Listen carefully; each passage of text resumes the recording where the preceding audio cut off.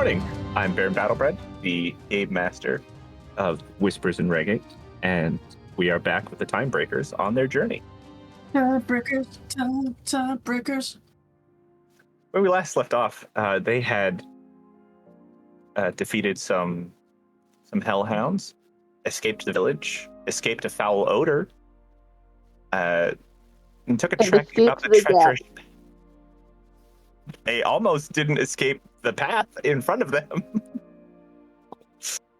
The real BBEG is cliff faces. Since campaign 1, since campaign 2, campaign 3, cliff faces. But they made their way up the path, and at the top of the mountain, they find themselves a few hundred feet from the crash site. A man standing in their way, having stopped their journey, saying that they cannot proceed. The items beyond belong to him. We go now to the Timebreakers, planning their next move.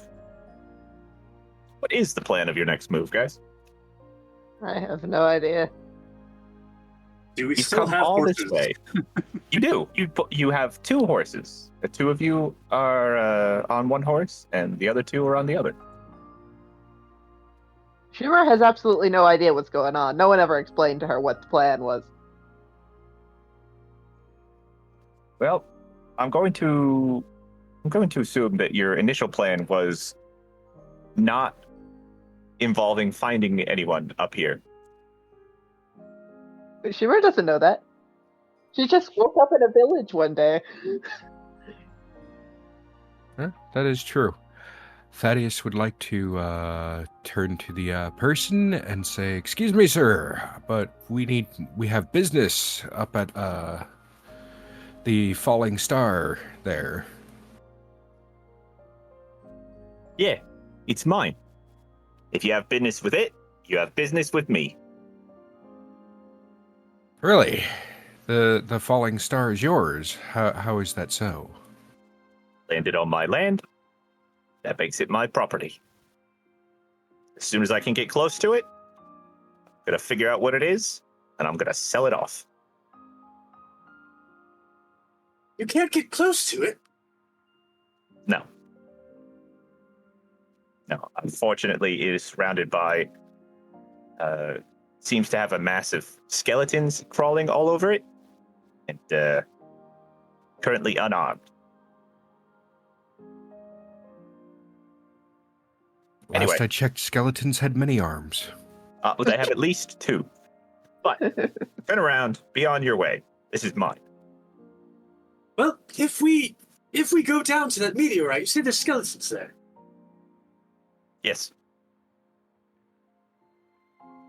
If we can get there without even seeing the skeletons, touching the skeletons, we can get a better look for it. Give you any such information we find. We're not there to take anything. And then we sell you this information. That will help you sell the meteorite to whoever you're bargaining with in the first place. Well, I mean, there is that, but... You said it yourself. You can't get close. You don't know what you're looking at here. And if those skeletons take away your meteorite, you're out of a meteorite. Wait. So you want to get closer to look at it, to sell me the information of you looking at it so that I know what I have to sell to someone else. It really is That makes sense. Unless you want to try again. Risk your life with the skeletons. At least roll me a perception check. That's a 14. Nice. From your vantage point on your horse, as you're staring down at this man and having this conversation, you seem to have confused him. So while he puts this information together in his own head, you look beyond him towards the smoking crater, and you see a glowing blue, wave erupting from it, heading right towards you guys.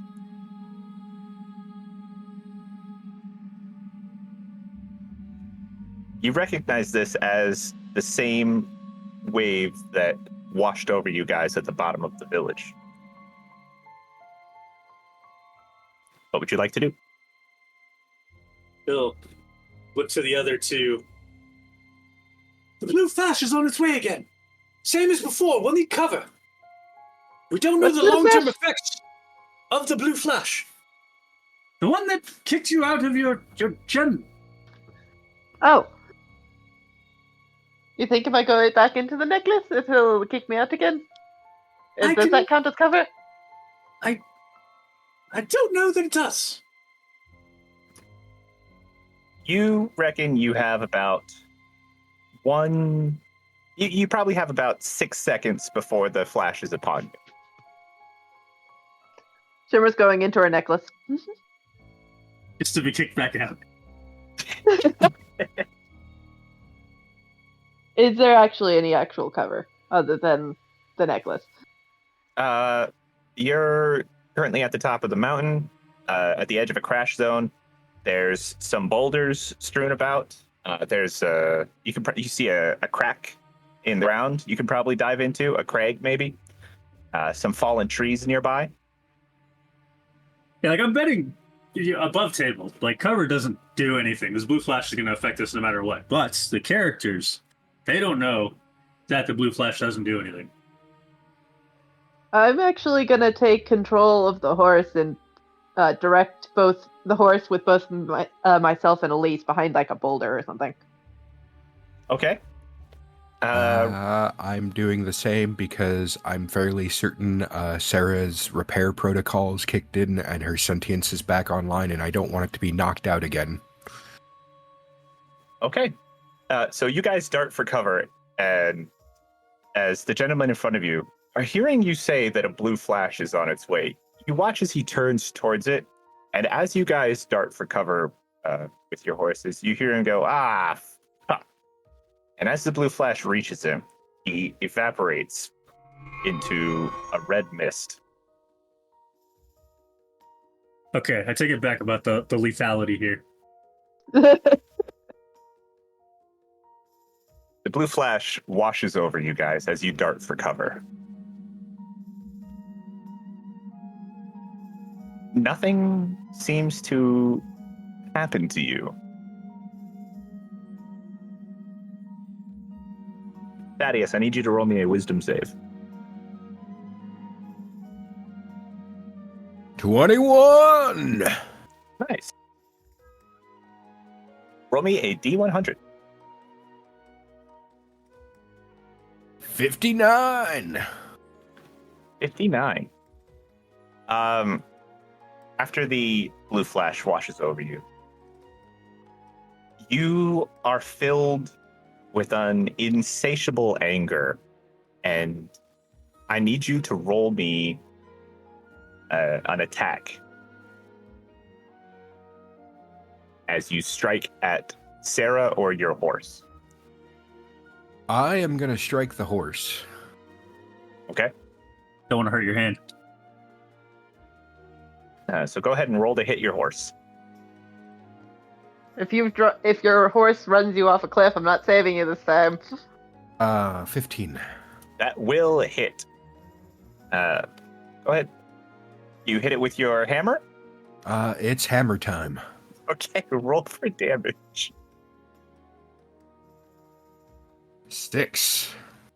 Let me just double check here. I don't think they have too much health. Oh, they do. Okay. You end up bonking your horse, and it starts to sprint away towards the crash site. Seems to be a little bit upset. Elise and Shimmer, you watch this happen as Thaddeus and Sarah on their horse bolt out from behind cover and go charging towards the crater. Roll me an animal handling check, Thaddeus. 20.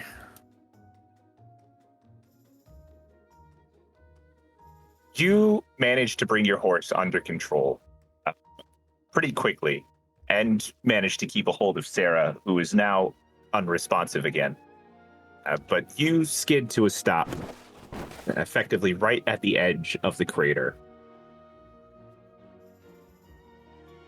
I'd also like to take this time to apologize to the horse for hitting it in the head with a hammer. I don't know what came over me. Yeah, you managed to calm and I want to say caress, but that feels wrong. Yeah. It feels like it's almost the right word, but you managed to calm the horse and apologize to it. It glares at you for a moment as best a horse can, but then it goes back to being a horse. Of course. A horse. Of course, a of horse, course. Of course. Elise and Shimmer, what are you two up to? Shimmer is thinking to figure out what the fuck just happened. I think What? Elise is going to look towards where the dude turned into a red mist. Because that's definitely the worst part of what just Oh happened. yeah, I forgot that happened already. Shimmer didn't, but Noelle did. Go ahead and roll me a perception or investigation check. I got that advantage on investigation, so 27.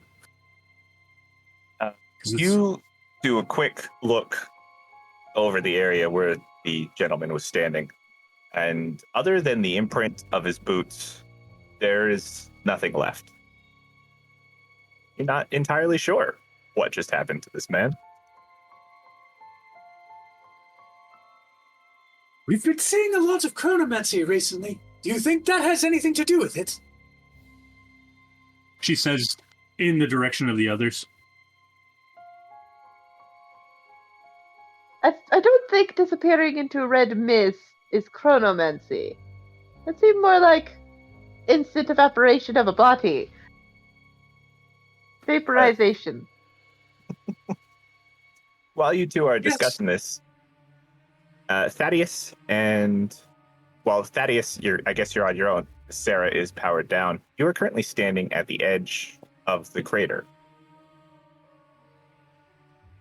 There's a lot of smoke in the way. It's a smoking crater. What would you like to do? Oh, unfortunately, I didn't bring my smoking jacket. Oh no, Thaddeus fell down the crater hole. No. Of course. No, if there's a lot of smoke and I can't really see anything, and, well, I'm already here, I might as well venture down into the crater to see what I see. Okay. Go ahead and roll me your... How do we want you to climb down the crater? Are you taking the horse or are you climbing down by yourself? I'm climbing down by myself. Got it. Go ahead and roll me an athletics check.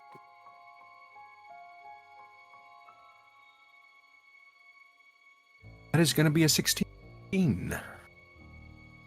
All right. The ground is hot, so you're kind of skip jumping from one hand to the other as you reach for holds in the rock as you make your way down the crater. And you get below the smoke line, and you can see effectively.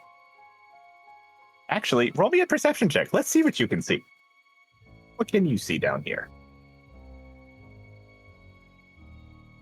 11. You can just make out the outline of something massive on the other side of the smoke at the bottom of this crater. Almost as big as a building? Interesting. Yeah. So I shout back up and relay this information as best I can at shouting volume. Because you don't want to yell in the microphone. Okay, I see how it is. I mean, should I yell can like yell you're in the correct. microphone, but do No, the people no, listening no. to this want to hear me yell in the microphone? I don't think so. Elise and Shimmer, you can hear Thaddeus shouting up from inside the crater that there's something massive down there. I've given that it's a crater, you'd imagine there's something massive. It must be what we're here for. Is it a far ride? Do you see any other... the skeletons like that this strange man said? You do not see any skeletons. I relay that I don't see any skeletons. I receive shouting that he does not. Yeah. I hear that he doesn't see any skeletons. And I suppose we'll make our way down.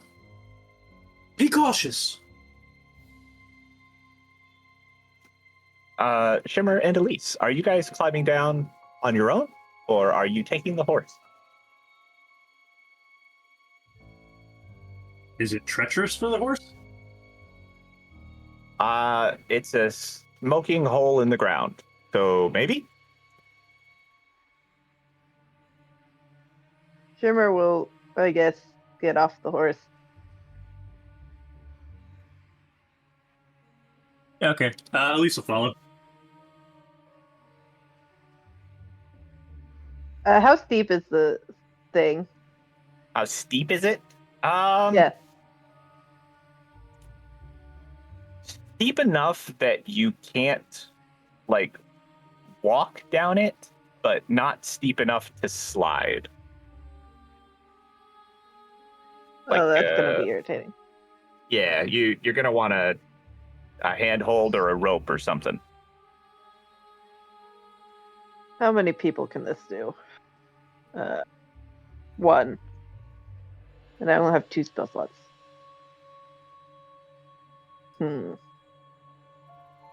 Yeah, I guess we'll use a rope. Okay. So you tie a rope, and Elise, do you also use the rope to use Shimmer's rope to make your way down? Yeah, I think that makes sense. Yeah. Good. Thaddeus, you're already on the ground, and you see Elise and Shimmer working their way down via a rope. And as they are coming down this crater face, a massive gust of wind comes blowing through the mountain to clear away the smoke. And what you guys see before you is essentially a massive galleon lying at the bottom of this crater. Suddenly, a giant, almost formless figure looms over you menacingly. Clouded in the plume of smoke rising from the hull of the ship, its crimson eyes burn like twin wildfires, and its shadowy arms are outstretched, reaching the entire length of the vessel. More than a dozen skeletons emerge from the smoke, swords and axes drawn, clacking and clicking with every measured step in your direction. A chilling voice booms and shakes the ground beneath your feet. Foolish mortals. You know not the turmoil you have unleashed onto your world. I am the rain of hellfire that descends upon the arrogant fools who deem themselves the adversaries of gods. Your attack upon my ship will not be tolerated. The fields and hills of these lands shall run red with thy blood. Have you any last words, puny insects?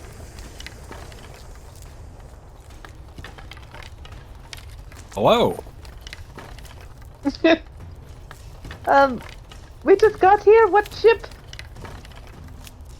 Whatever. I kind of assumed he was talking to somebody else. Like maybe there's an attack on his ship.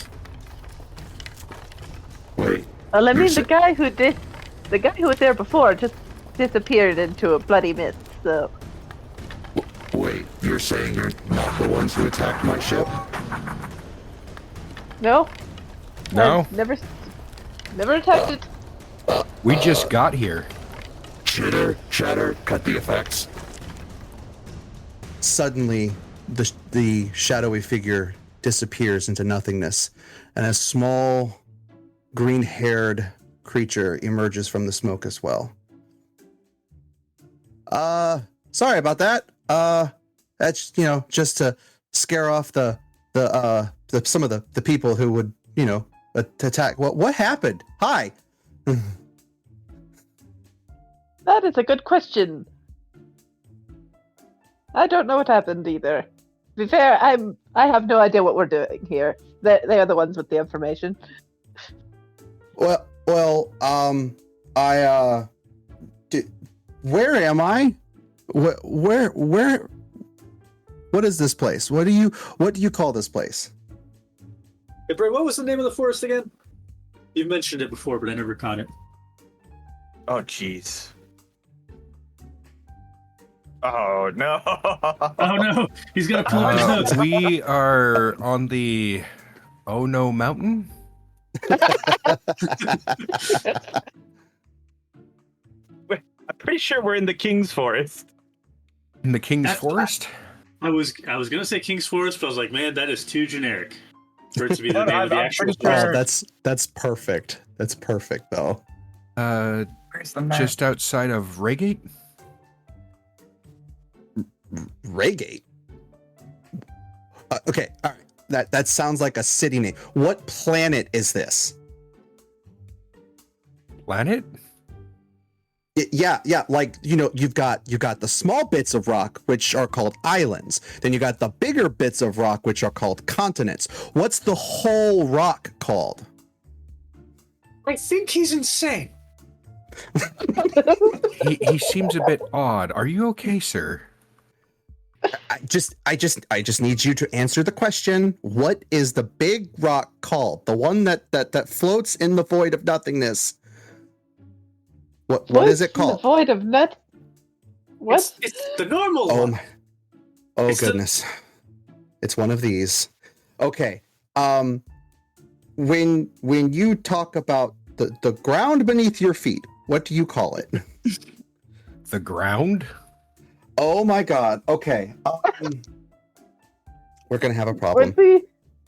Chitter, chatter. Go get the navigation tools. See if they survived the crash, please. When he says that, two of the skeletons put their swords away and salute.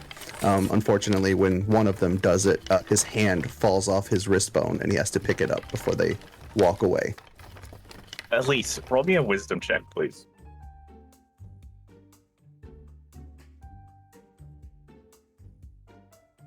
$14. Okay. After deciphering the whole shenanigans that just happened, you are in the Stormhorn Mountains on the other side of the King's Forest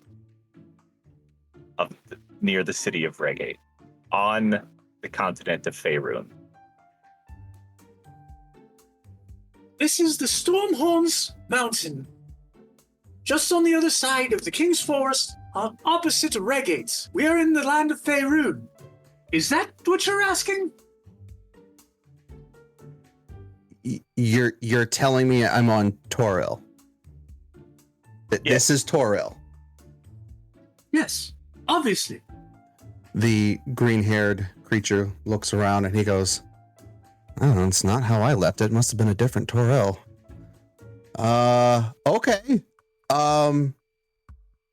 What year is it?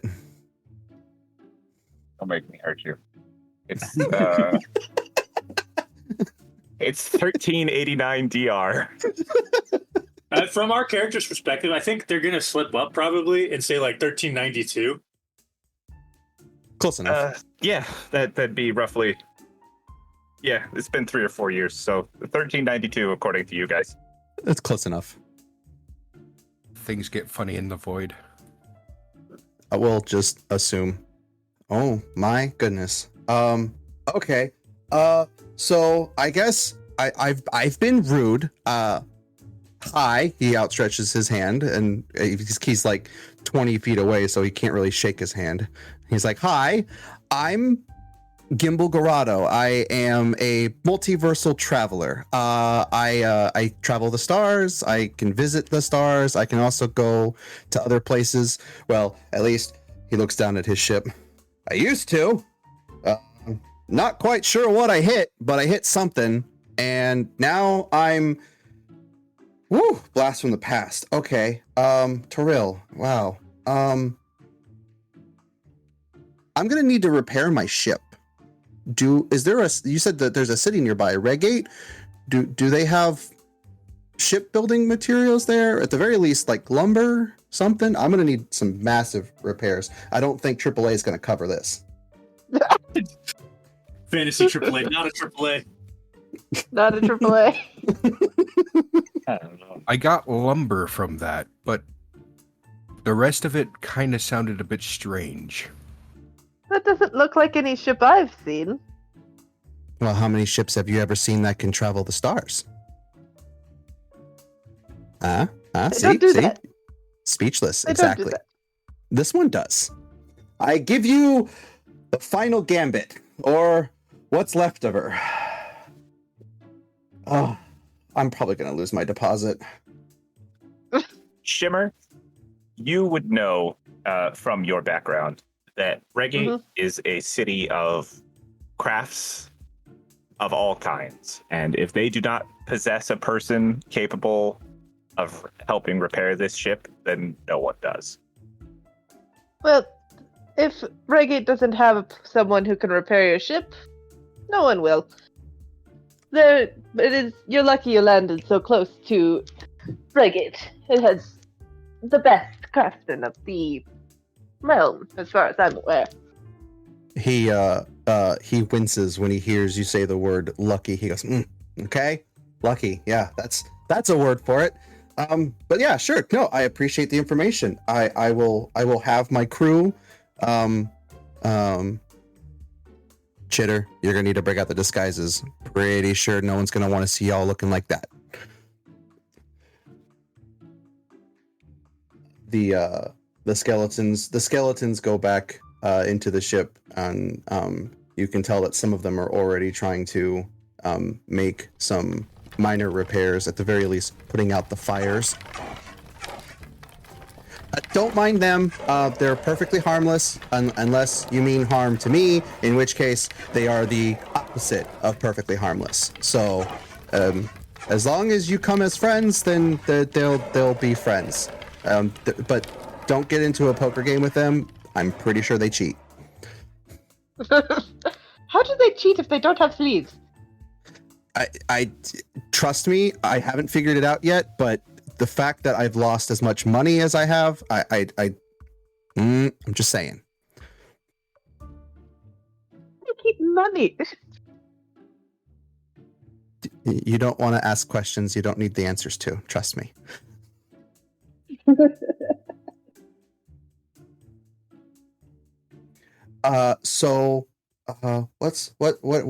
were you doing out here? Anyways, like, I mean, he looks around. This place looks kind of like out of the way. Like, I assume that your adventurers,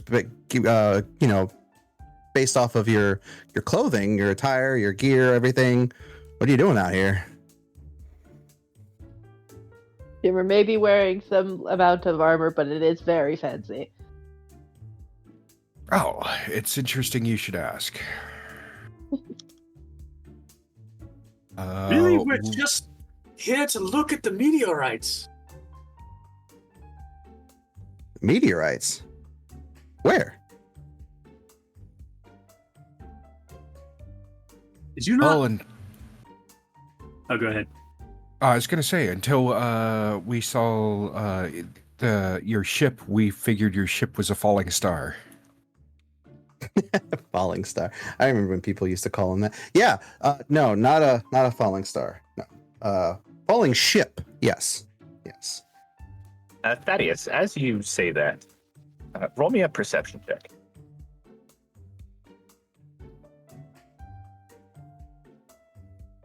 Eight.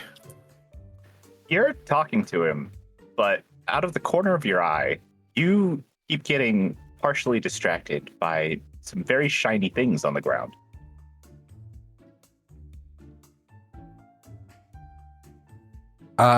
Excuse me one moment, and then I turn to the shiny things on the ground, and I look at them, and I ask him, do these happen to be yours? kind of a question for the DM and the character. Are those pearls? They seem to be some kind of gem. They're a little burnt at the moment. You may have to take them in and shine them up. Prestidigitation? Ooh. Yeah, that'll work. Thaddeus, roll me a d6. 3. Thaddeus, you pick up 3 gems off the ground for Shimmer to prestidigitation. And after they get cleaned off, you find that they sparkle. You're an artificer, correct? Yes. Roll me Arcana.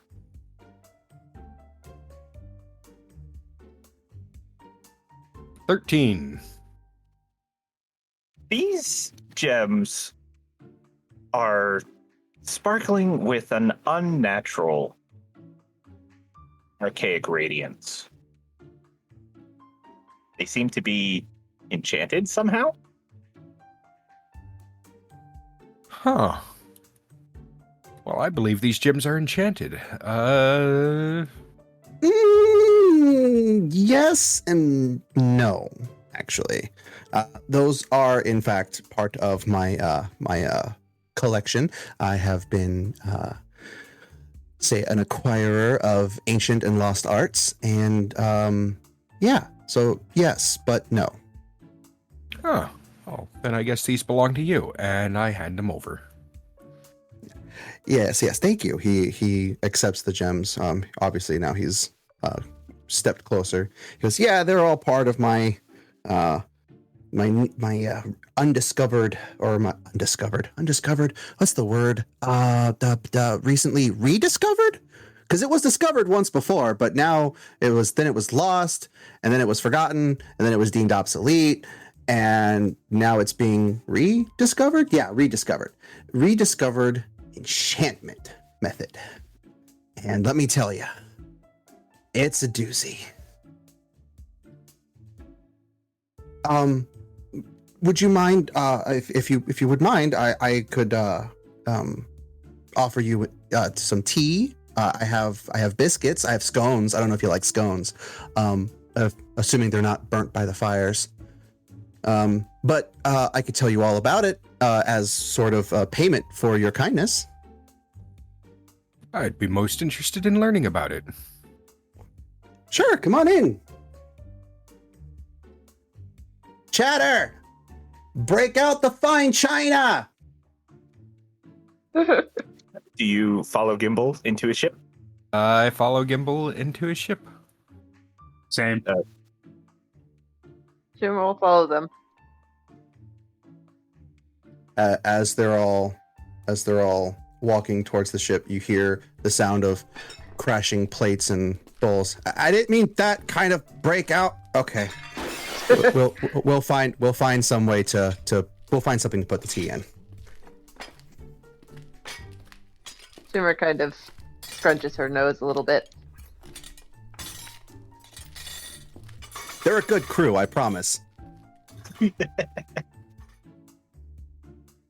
You make your way into the ship and you sit down for tea. And for a moment, everything seems pretty chill. You have your teas, you have your biscuits. He brings out some delicacies that you've not had before from his travels.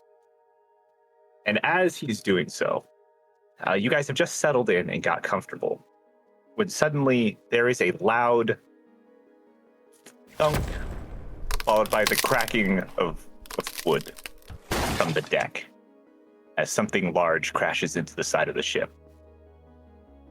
Who wants to go investigate? That did not sound friendly. I'll go investigate. Okay. Thaddeus, you get up to go find out what that was. Roll me your investigation check.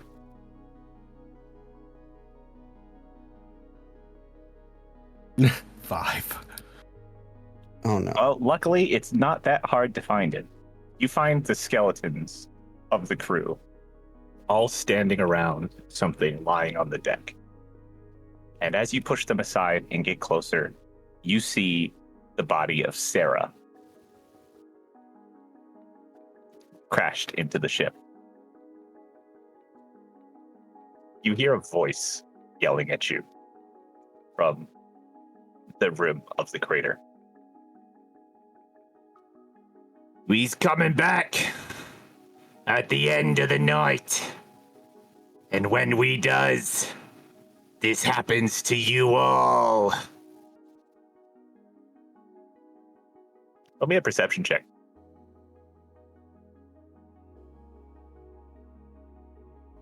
19. Perfect. You look up to find the voice that's yelling at you, and you see, well, I guess the best way to describe it is the decaying body of a large ogre is standing at the edge, shaking his fist at you. And then he turns and walks away.